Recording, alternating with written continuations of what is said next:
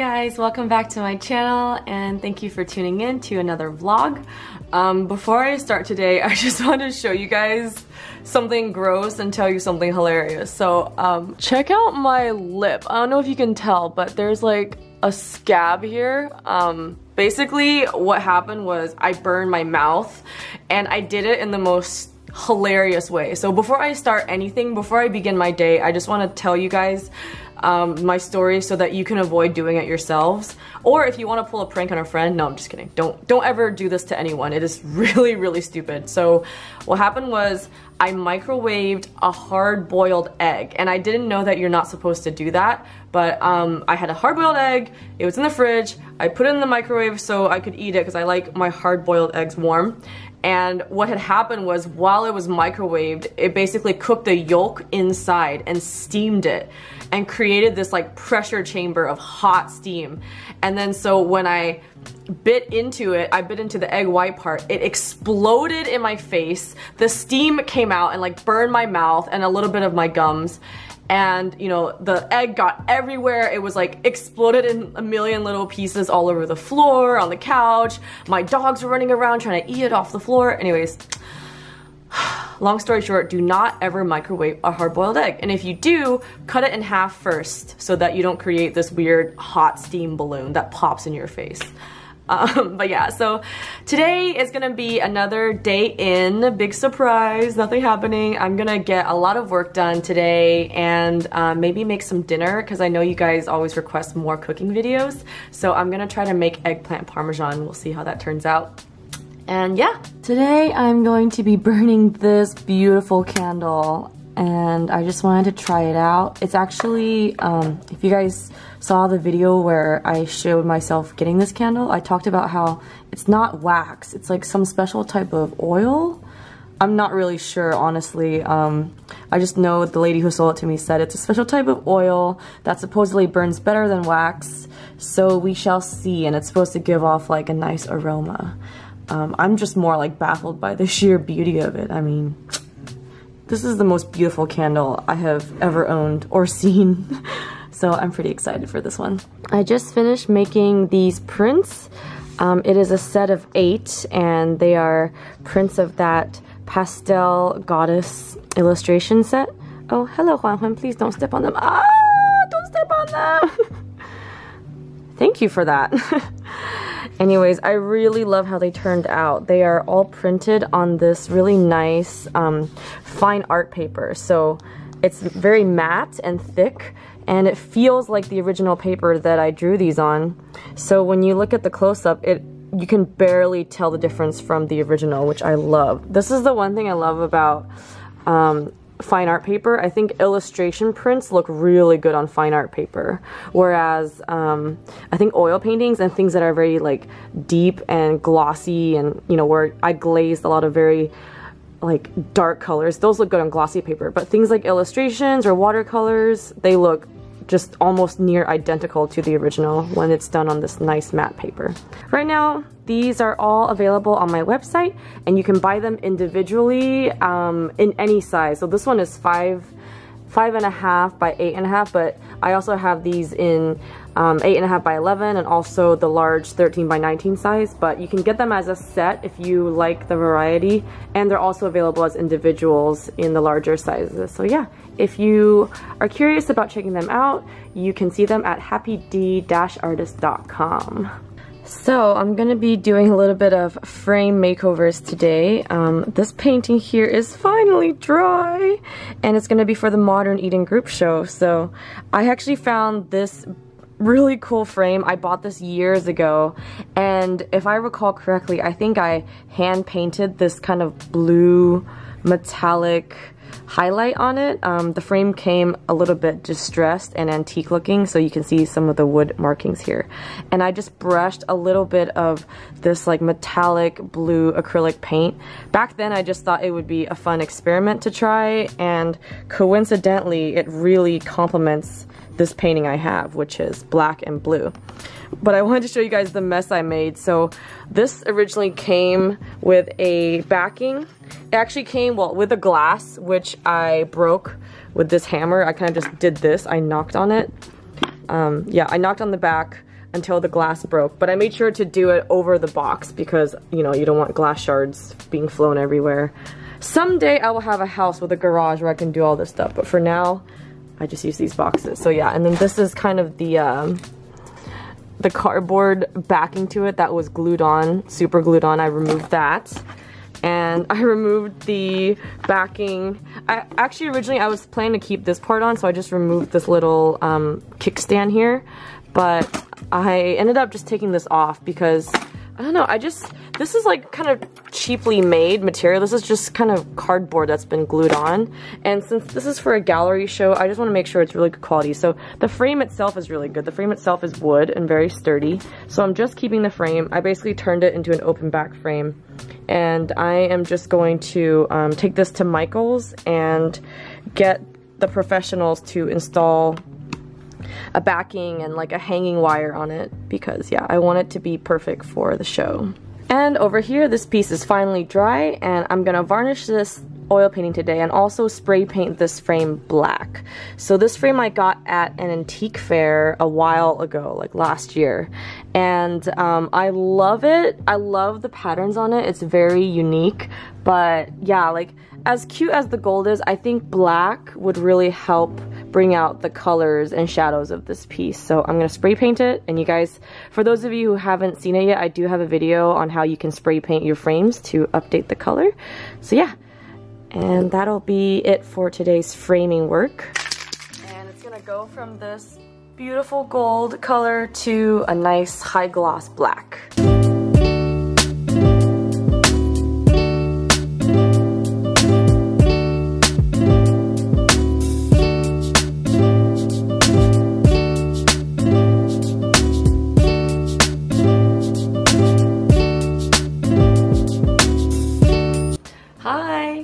So now we're in a different room of the house. I know I usually film my videos in my studio, and while I do stay in my studio for like 90% of the day, I really am trying to actually use the rest of the house more and just like maybe take my sketchbook and come downstairs, or you know, hang out with the animals during nap time. So I'm gonna film today's Ask Happy D Artist session in the living room, and just to give you guys, I guess, something else to look at too.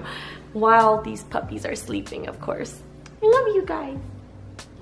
So in case you don't know what Ask Happy D Artist is, basically in a few of my vlogs, every now and then, I think at least once a week, I do a little portion where I answer your frequently asked questions. For those of you who've never participated before and you would like to submit one of your questions to have a chance to be answered on a vlog, all you have to do is go on Instagram and repost any of my artworks like you see here, and you use the hashtag AskHappyDArtist in the caption.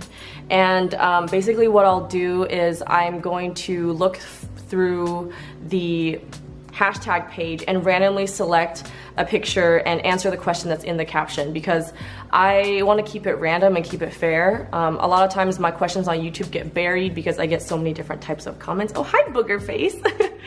So yeah, a lot of my questions on YouTube get buried because I get so many different types of comments, or some of the lesser popular questions won't ever be seen because the YouTube comments only display the most popularly liked or voted comments. So today I'm just going to answer a few random ones by selecting one of these images, and Ms. Boogerface is gonna help me. Okay, let's find one here. Here's a really good one from Vegan Ergonesis. Sorry if I pronounced your name wrong. She asks, what subject is out of your comfort zone that you would like to practice drawing or painting in the near future? So I think definitely I want to work on more anatomy. So I know I do a lot of kind of close-up portraits right now, that a lot of them are just shoulder up, and I do a lot of focus on the face and facial features, but I would really like to branch out and do more like full figures. So legs, arms, torso. Also, I want to start experimenting with different types of backgrounds and landscapes. Right now, I think I'm going through a phase where I'm really obsessed with water and kind of dark, mystical swamps, but I would really love to get better at painting like mountains and different types of trees, different types of flowers. Yeah, there's so many things out of my comfort zone that I really, really want to work on. I'm really excited to learn more about. Here's one from Pastel PR, and she asks, what type of editor do you use for your videos? I use Adobe Premiere Pro. And before that, I was using Windows Movie Maker, which is a really basic but really simple to use one that comes default with any PC. I recently upgraded to Premiere Pro because I wanted to be able to do more with my videos and make them look a little bit more professional and sleek. So yeah, but if you're just starting out and you don't really know how to edit videos, definitely using something like a Movie Maker, or even I think it's called iMovie, the one on Mac. Those are definitely more than enough to help you get started. But as you graduate on to learning more effects and wanting to do more with your videos, I would really recommend Premiere Pro, and I've heard really good things about Final Cut Pro for those of you who use Mac. This dog is snoring so loud. I don't know if the camera will record it in the video, but she snores like an old man. Molly. Oh my gosh, I have 3 animals on me right now. I have Booga Face. Booga Face, show everyone your pretty face. And I have Molly and Mushroom. And Juan is staring at me from the staircase, but I think because he wants food. Okay, so the last question I'm gonna answer today is from Liam.Reese, and he asks, what inspires your color palettes? That is a really good question. So lately I've been really into cool color palettes, so like pinks and blues and dark grays, like really muted purples and indigos. And I think the thing that inspires me most in terms of color palettes is honestly the type of art that I like looking at. I'm not as inspired as I should be, I guess, by nature. Like because I live in California, and it's mostly bright and sunny out. So you'd think I would be inspired by like daylight, so like greens, lighter, more saturated colors, but I actually like really dark evening colors. And that's just because the types of film I enjoy, the type of art I like to look at, I like a more muted, cooler color palette. Recently, I go through phases. So there was also a period of time where I was really into warm color palettes and lighter, more feminine colors.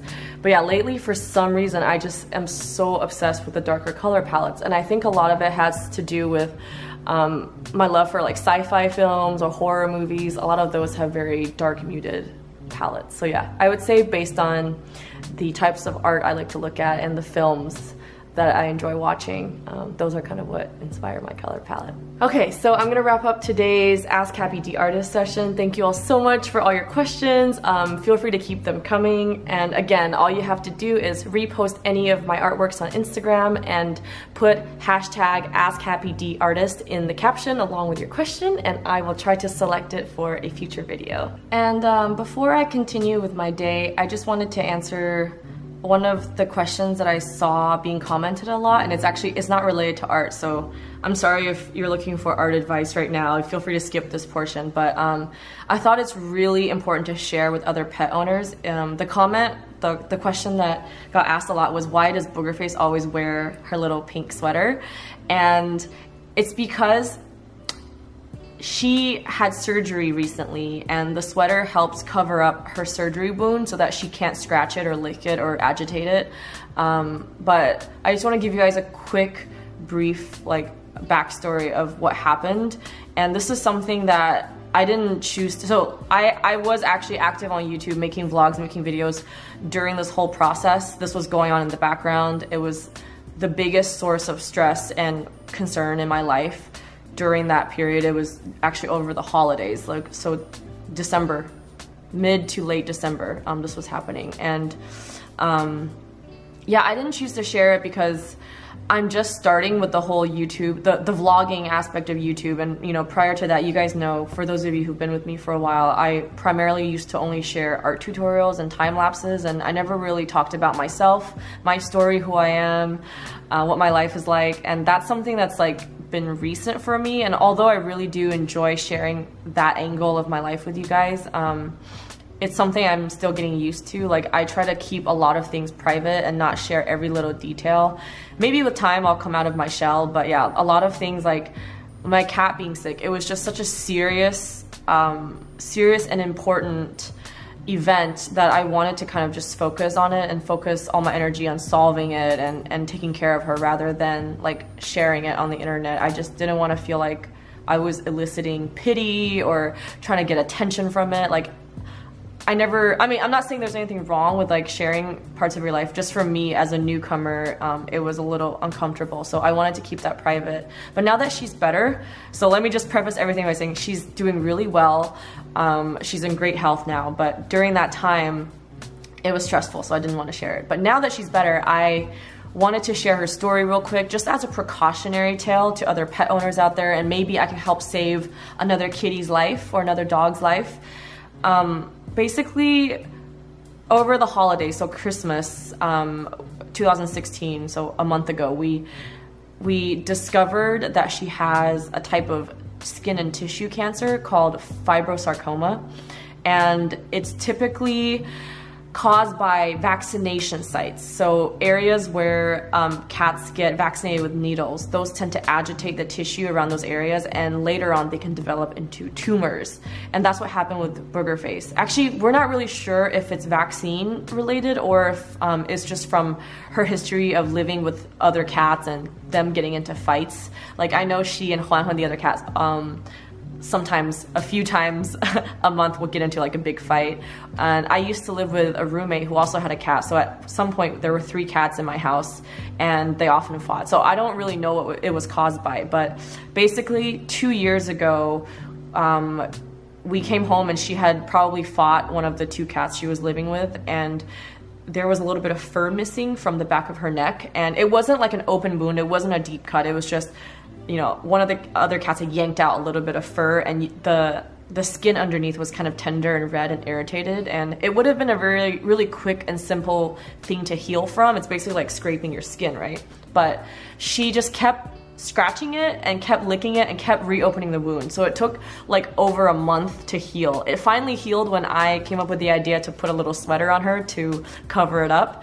And but when it healed, there was like a hard lump under her skin. It was like super small at the time. It was like the size of like half of a pea, or like the size of a BB gun, like just super small.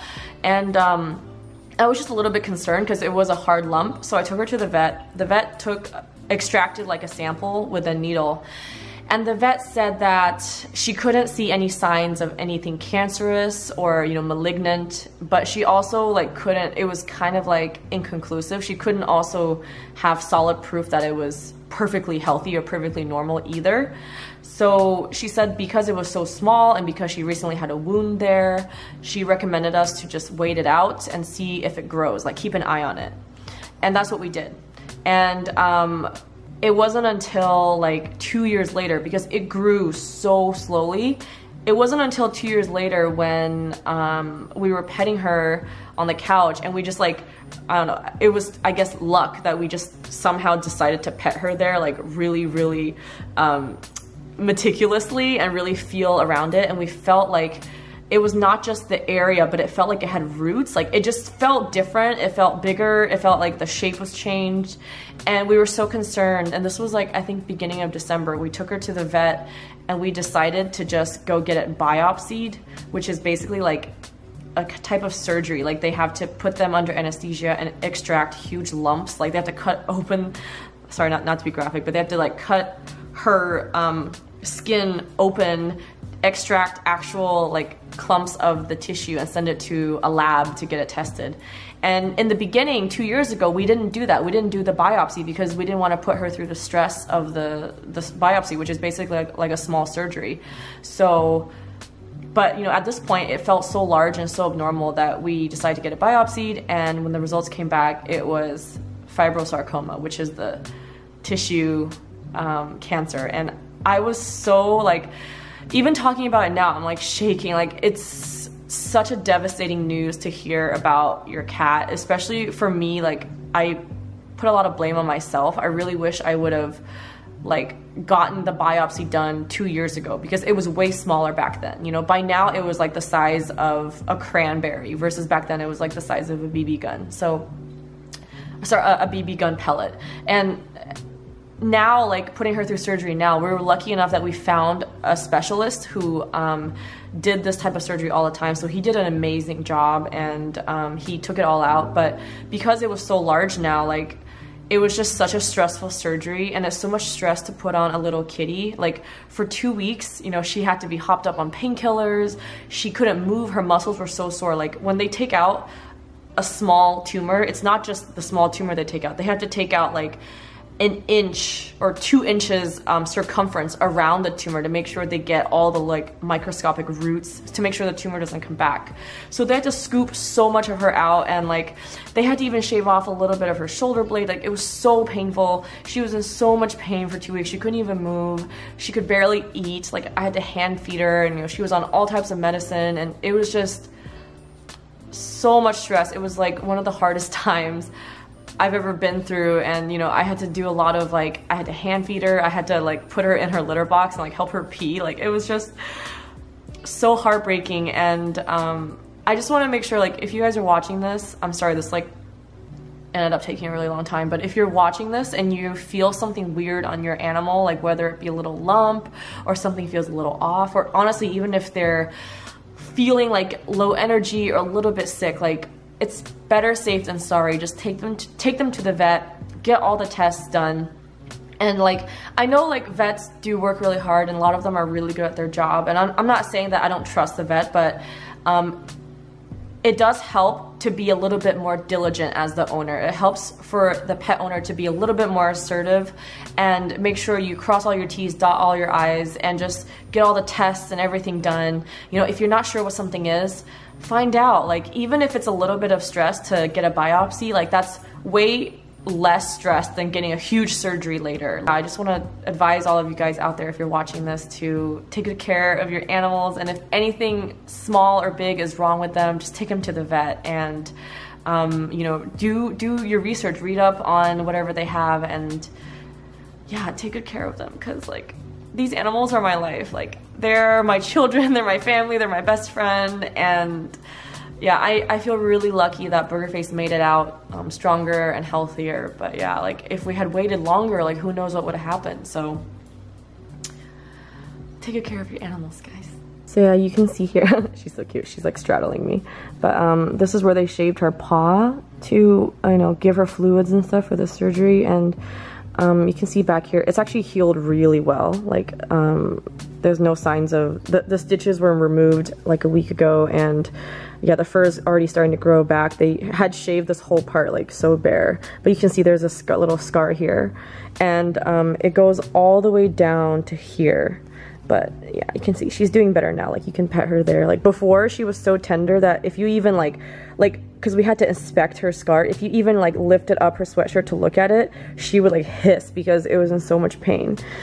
Oh, but now she's better, and she's back to her old self, which is a very happy, energetic, clingy kitty. Like she's a huge lap cat, and I love her so much. And right now I'm just on a mission to fatten her up because she lost so much weight in those 2 weeks when she had surgery. So I'm just feeding her food and treats all the time. She gets like 6 full meals a day. Oh, I love them. And look at these 2 angels sleeping here. Cuties. Hi, Mushroom. And just a quick painting update. I made a few little changes to this little painting over here. I basically made the moth more transparent. So I don't know, it was too jarring and too much of like a solid block of teal. So I added some more shadows to give the wings a semi-transparency so that it would tie into the rest of the piece better. And I'm pretty much done with this one. I mean, I still need to do one final layer, do some little loose hairs, make it look very organic and messy.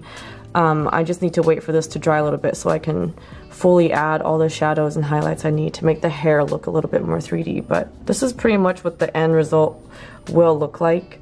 It is a moth sitting on top of this part of her face that has kind of been rotten and hollowed out, and from inside new flowers grow, and the moth is, I guess, drawn to the flowers and is almost kind of like harvesting the pollen and the nectar. So it shows that from like a wound you can be revived, you can have a new source of life, a new source of hope.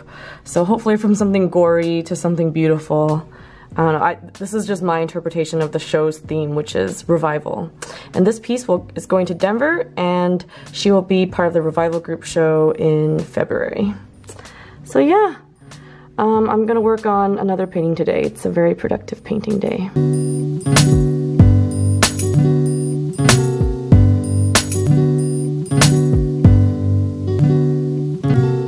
Oh, and this frame has dried enough so that I could put the painting in just for a quick fitting, and I am loving the black. I think the black works way better than the gold.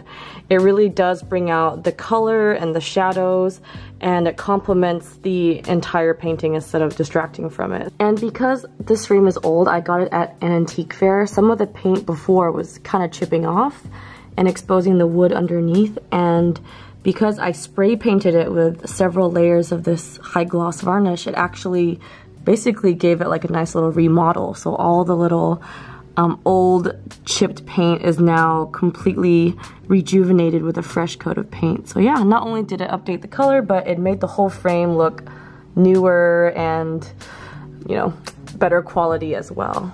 Man, I love this black frame so much. So I'm in the kitchen now, and today I'm going to attempt to make a cooking video. I'm gonna make eggplant parmesan, and I'm pretty much following the exact same recipe as this YouTube channel called Everyday Food with Sarah Carey, and it's supposed to be a healthier, lighter eggplant parmesan. So let's see how it goes.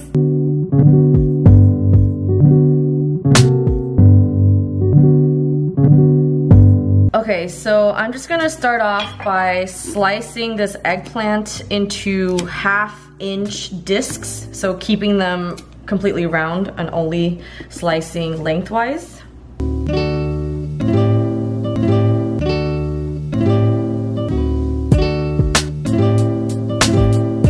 Okay, now I'm just gonna drizzle some olive oil over the tops or the surface of the cooking sheets.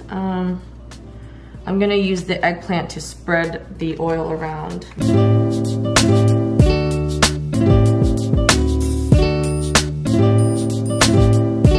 Got this cute little brush here. I'm just gonna dip this in some olive oil and brush it over the eggplants.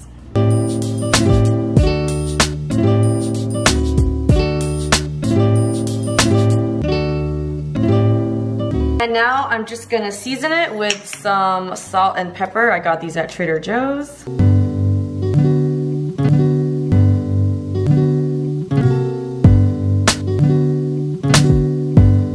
You wanna bake it for a total of 25 minutes at 450 degrees.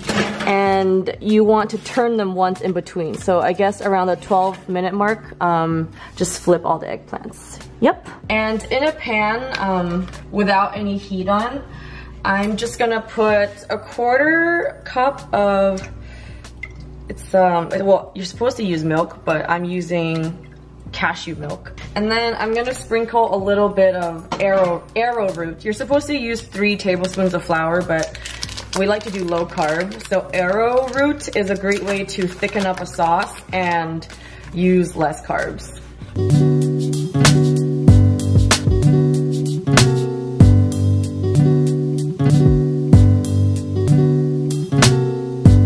After it's done being whisked, just to make sure there's no lumps, I just added a little bit of this minced garlic. And then you're supposed to put in like 1/2 cup of marinara sauce. So once again, I'm gonna eyeball that. And then whisk all this together.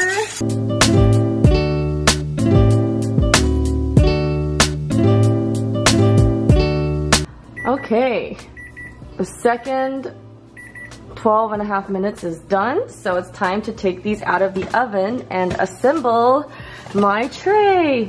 And yes, I am using these silicone gloves that I got at Daiso. You guys might have seen this in my Daiso haul vlog. Okay, so now I'm going to assemble everything, starting with marinara sauce. So this is just from the can that I put into a bowl. And the first layer is just gonna be marinara sauce.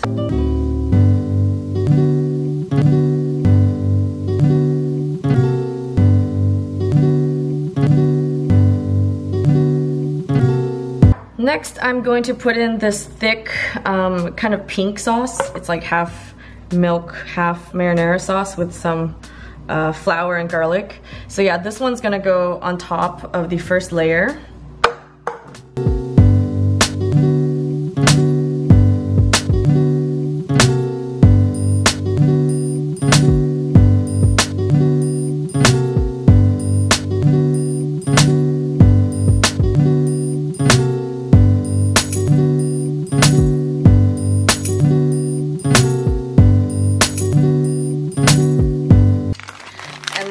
last but not least is the cheese, which is my favorite part. I just got a mozzarella and Parmesan blend.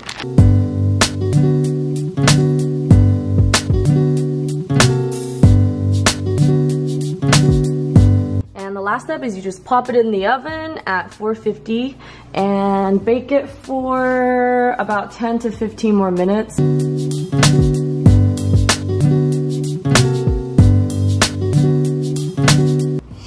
Oh my god, it smells so good. So basically I let this sit for about 10 to 15 minutes just to let it cool down a bit, and now I'm gonna try some.